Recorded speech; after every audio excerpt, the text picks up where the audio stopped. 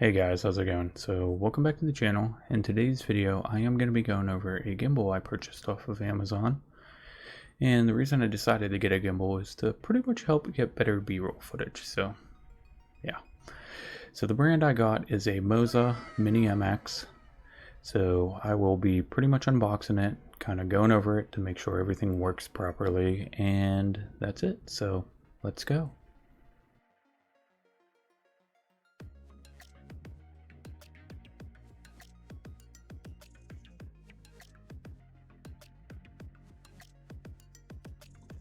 Okay, so what comes in the box is a bunch of informational packets first. You get a thank you for purchasing our product.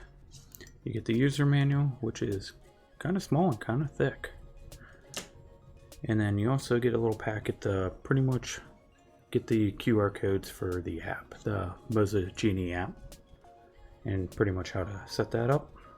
So the first thing we got here is we got a tripod, which actually screws onto the bottom of the gimbal right there. We get a wrist strap. We get the charging cable, which is a USB Type-C to a USB Type-A. It's kind of short. We get a carry-in bag, which is, it's kind of big, it's kind of nice. And then we get the gimbal. Right now it's in its locked position, and I will show you how to pretty much unlock it and turn it on from here. Okay, so let's start by getting this all set up. Right now it is in its folded position, so the motors up here and here actually lock, and then this base little piece actually locks as well, kind of holds it all together. So the first thing I'm actually going to do is I'm going to hook up the tripod. It's just going to give me something else to hold it with. So that just screws on there just like that. You can use that to hold it or whatnot. So the first thing it actually says you should do is hook up your camera. And if you actually look at the top, it actually has a little camera thing, and it actually says to have your camera facing this way. I'm using an old dummy iPhone. Well, a broken iPhone 7. So it is technically a dummy phone, so I'm just going to use it for this demonstration. So now I'm going to unlock the motors. You just pretty much twist it. So that one's unlocked. And that one's unlocked. So now I'm going to twist the handle down like that. And that is pretty much it. You should try to make sure your camera is actually level, so you can kind of push that. And there is silicone padding in there, so it helps protect your phone from getting damaged. But if you drop it, I don't know.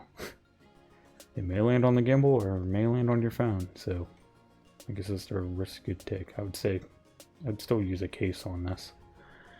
So right here is the actual charging port. It says it actually has a really good battery. It says it can last up to 24 hours, so that's kind of impressive. And then there is your trigger. You will use this a lot. It's pretty much to reset your gimbal into like default mode and stuff like that. And then actually right here is where your wrist strap would tie into. So hopefully you use that, so in case you do decide to drop this thing, hopefully your wrist will catch it. One other little thing is if these motors are locked and you try to turn it on, so like that one's locked right now, if you try turning it on, it will not engage the motors and it will not pretty much act properly. So when you actually unlock it, you actually have to reset it pretty much, and then it will pretty much kick on that way. So let's kind of go into all the little functions of these buttons now.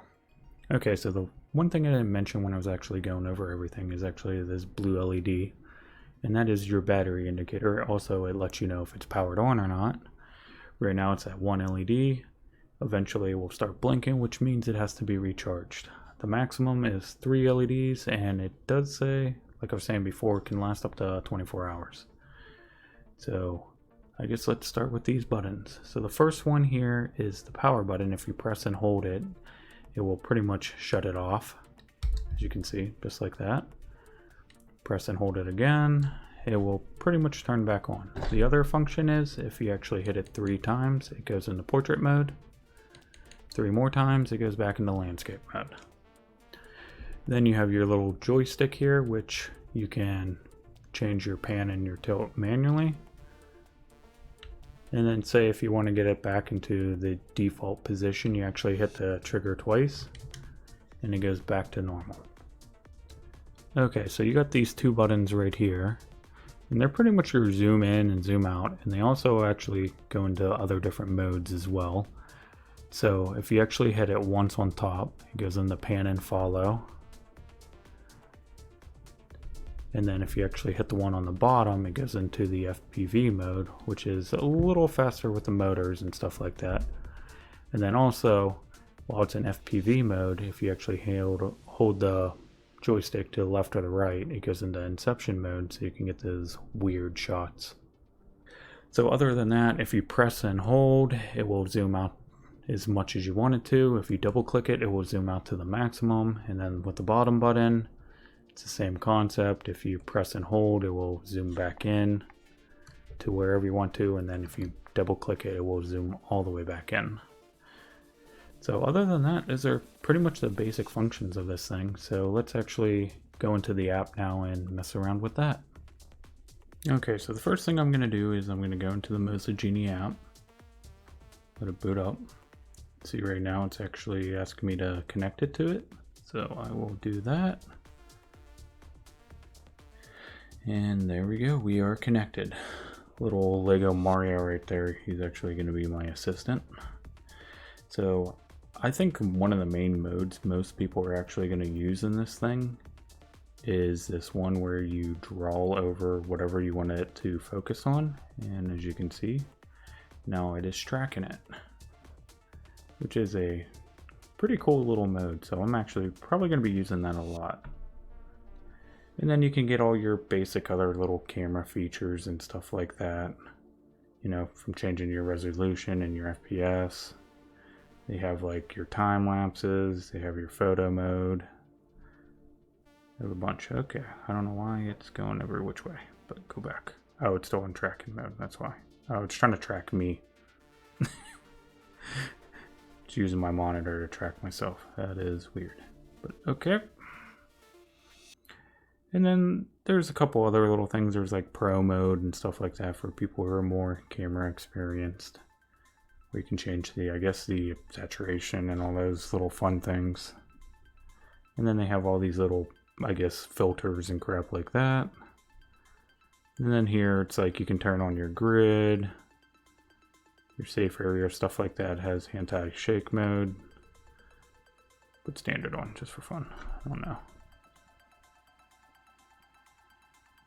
Don't know if that helped at all, but yep, those are just some of the little basic features of the app. So I'm looking forward into messing around with this some more. There's still a lot of things I need to learn about it. There's a lot of features that I didn't really get to touch on because I don't want to make a 20-minute video. But hopefully I'll learn those and be able to provide some more cool shots and stuff like that.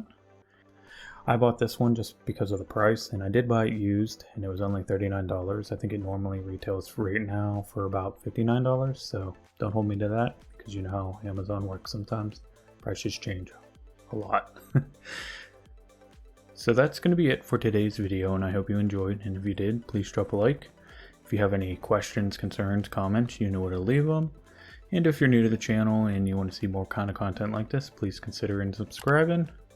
And that's going to be it. So I'll see you guys in the next one.